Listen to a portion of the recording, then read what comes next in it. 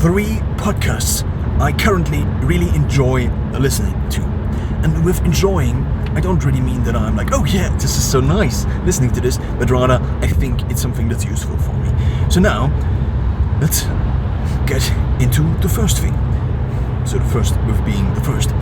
The first podcast is something called Science Versus. It's a podcast called Science Versus, and it's basically just analyzing different topics. It's made by a woman. I don't know her name right now because I haven't listened to this podcast very much in the last time.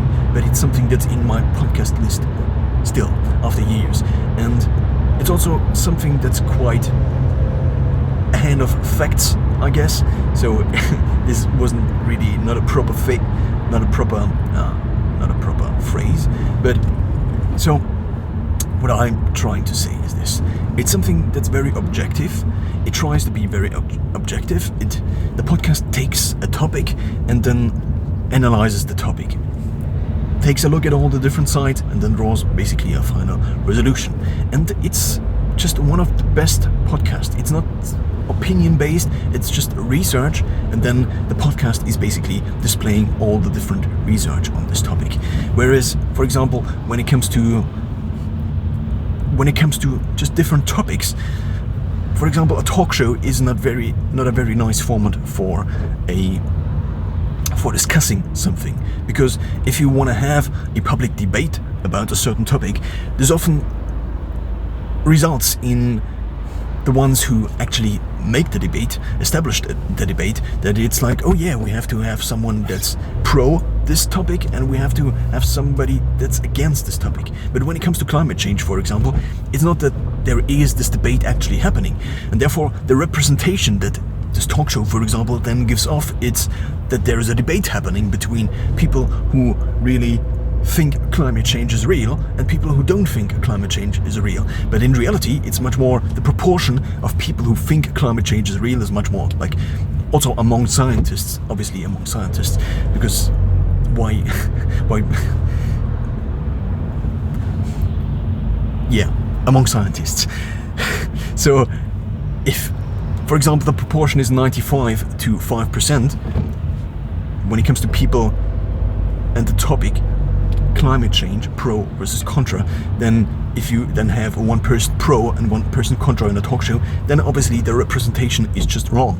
So now, or it's just distorted, and then the public perceives as if there was even a discussion, whereas there is no discussion when it comes to climate change, for example. Not about climate change, but much more the statement I had in my mind. So right now, when I discussed this, was this: is climate change caused by humans, or did humans contribute a huge portion to climate change? So this was the kind of thesis I had in mind when I talked about this right now. So this about the first podcast. It's called Science Versus. I think it's made by Gimlet Media, which has been bought by another company, maybe Spotify. I don't quite know right now. The second podcast I have been listening to for years, basically at this point, is the Tim Ferriss Show. And Tim Ferriss kind of came onto my radar a few years ago, when I first read the 4-hour work week, and then he also wrote a few other books like Tribe of Mentors, something else of Mentors, I don't quite know what the title is, and also the 4-Hour Chef. Obviously, his books are really kind of provocative. You only have to work 4 hours and that's basically it. It's just, I think the books can be much more viewed as just researching these ideas. Not so much, so kind of what if scenarios. Also, obviously, he tried to do it in real life, and the books are the documentation, but the books are not so much a guide on how to only work 4 hours a week. And also kind of the concept of work, obviously, is that work is the thing that earns you money, and therefore if you only work 4 hours a week, then that's basically providing you with all the financial needs you need with 4 hours a week. That's kind of the promise. Whereas there are also different concepts of work, like work being the thing you actually want to do for the rest of your life. But obviously sometimes these things are the same thing, and this would also be nice if it were all the times the same things, but well, so much about the books of Tim Ferriss. Now let's talk about the podcast. I think Tim Ferriss is a very good interviewer, and not only is this interesting because of the people that are on the Tim Ferriss show, but much more because Tim Ferriss is kind of a very socially skilled person that kind of can interact with all these different people he has on the show very good, and that's also just analyzing the psychological things that are going on is also just something that's kind of nice, and there's also always something to take away, like for example asking how to ask questions to these people and how to make them excited about the things they talk, and so on and so on. Apart from this, he just has very interesting people on his show. For example, Andrew Huberman was on the show, basically the host of the next show we will discuss, and the host of the next show, no, let's just stay with Tim Ferriss for a little bit longer. So, what people are on the Tim Ferriss show? Basically just people that are kind of successful in different areas of life, you could say. This can be people who are into research, this can be people who are scientists, this can be also other kind of bloggers. So you could consider Tim Ferriss as a blogger or influencer. I don't really know what the right word would be, because influencer is often just used as kind of something that's... So there are kind of bad associations with being an influencer, but that's essentially what people in the public eye are. So you could also say that movie stars or celebrities are nothing else than influencers, because they kind of influence people with the things they say, because there's a huge public interest on these people. So now, the people are very interesting. Also, Tim Ferriss as a person is still very interesting, I think, even though, yeah, he obviously is not like perfect, and especially with podcasts and following people over years, what you sometimes will realize, or it's not that you will realize it, it's just that I am using myself to project my realizations onto you. So the thing I wanted to say is that I realized over the years that sometimes you just grow out of certain personalities, of a certain style of people, for example. So, for example, there's a German podcast, kind of also entrepreneurial, but they still speak like they would be speaking to teenagers, and that's probably the target audience for these kind of people, or for this podcast maybe. But it's just, as you grow older, it's nothing that's kind of useful anymore, because do you really want to be the grandpa that's like, hey, how you doing? This was not a very good example, because I just translated the words I thought my grandpa should not say into English. It was not a very good example. But for example, do you really just imagine if you met a grandma in a supermarket and she just cursed? It's just something that's not very fitting, I guess. And so at some point in time, you have to actually get rid of all these things, because otherwise you will never be the grandpa that doesn't curse. So cursing was just an example. So now, when it comes to... This is basically all about the Tim Ferriss show, I guess.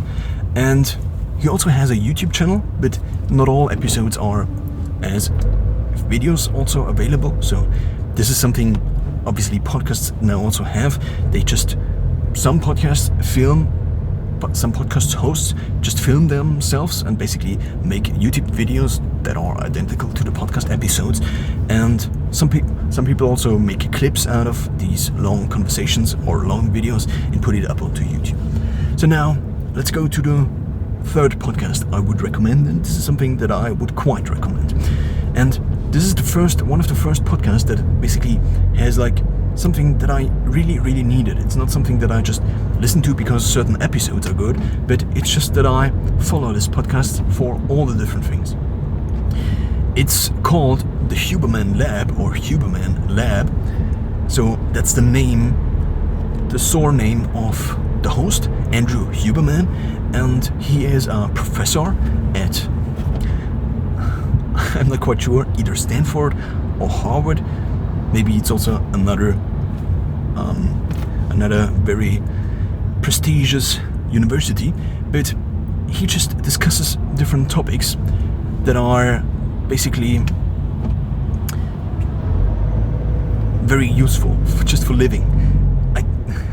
You could say that it's basically how to optimize your life, and that's something that's really useful, because when it comes to optimizing the different parts of your life, with optimization just being the mathematical process of just doing something the best you can, and obviously this optimization process, or the principle of just optimization, or just the optimization function, is something that kind of is embedded very much into the human psyche, and not only by evolution, but also it's just something that's useful. Because if you think you, for example, could do something better, so if you are an athlete and you kind of know you could run at a certain speed, and it would be the most useful training to run at a certain speed, obviously you could still now run at a different speed. But if you already know that running at this speed you already know is the best speed, the optimal speed, is the most optimal thing you can do, then everything else would just be dumb, I guess. Because if you know about it and you also can do it, then it's not a discussion, I guess. Obviously, you could still do something in order to not hit the optimal point, but then the function of optimality just would also just... If, for example, you decided to run a little bit slower in order to manage your psyche better, because you don't want to be stressed out by the training all the time, then that's just another variable that previously was not in the optimization function. This means the optimization function was kind of wrong, and it was not the optimal point of running, or running speed itself, that was wrong, but the result of the optimization function was rather wrong, because you didn't put in all the variables you should put in. So basically, this then includes basically every single process you can define in life. Not only in life, in the human life, but also just in reality. Optimizing something is therefore a need. It's something you should do. Also when it comes to economics, for example. Optimization is just the best thing. It's by definition the best thing, because optimization means finding the best thing, trying to find the best thing. And if you don't find the best thing because you have a lack of resources or something, then it's obviously still the optimal point if you try your best. So therefore, trying your best and not hitting the optimal point is then just another variable, because the not having enough resources to hit the best point, for example, when it comes to mathematical problems, there have been many mathematical problems which just haven't been solved over hundreds of years because there haven't been enough resources. For example, finding out all the numbers of pi. Pi is just infinite. Not infinite, but it's infinite. I just thought infinite was the opposite, basically, because I haven't used this word very much. But now, this is just an optimization problem, basically finding out the numbers of pi, how many numbers there are behind the comma, or the point, the decimal point. So now, the thing is, basically every single process, also like managing stress in your life, managing your nutrition, managing your sleep schedule, managing what you actually want to do in your life, all these things, these are just all problems. And the optimal approach to problems is basically trying to find the best solution for the problem, and this process is the optimization.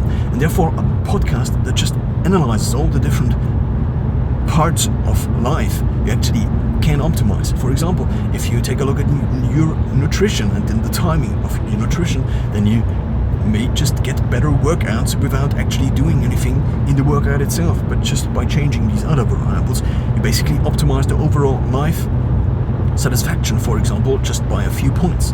And it's not that you have to now take a look at all the things that are in your life and try to optimize them, but it's just, if you know about it, then it's kind of useful to try to do the best, because that's all we as humans kind of can do. Just give our best, and that's what the last podcast, Andrew Huberman, the podcast is called Huberman Lab, is about. And now, that's the end.